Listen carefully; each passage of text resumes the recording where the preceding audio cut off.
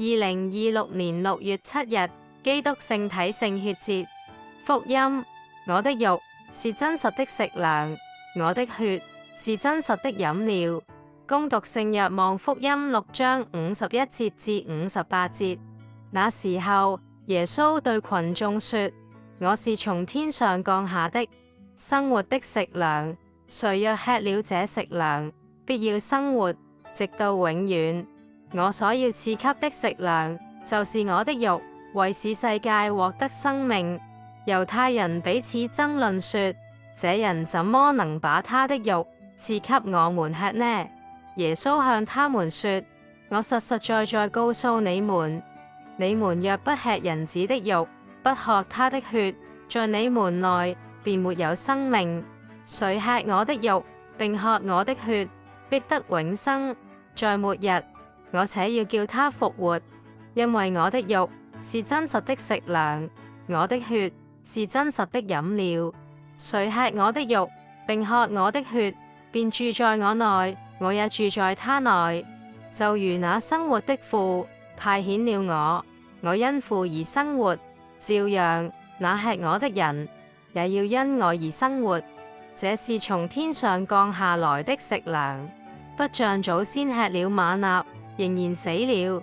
誰吃這食糧，必要生活，直到永遠。上主的話。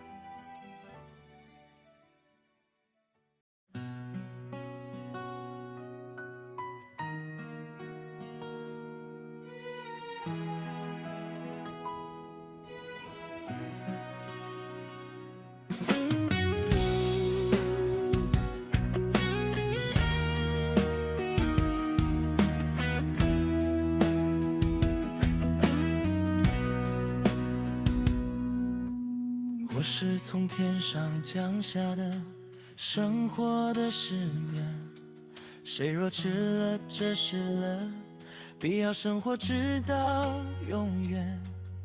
我所要賜給的食物，就是我的肉，為使世界獲得生命。我是從天上降下的生活的詩歌，誰若吃了這詩歌，必要生活直到永遠。我所要賜給的詩歌，就是我的肉，為使世界獲得生命。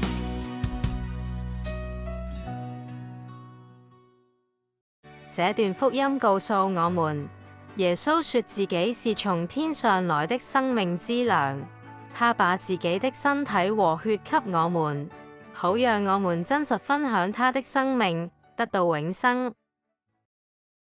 主，你在這奇妙的聖事內，留給我們你受難的紀念，求你幫助我們虔誠領受和欽崇你體血的神聖奧蹟，比能常常獲得你救贖的功效。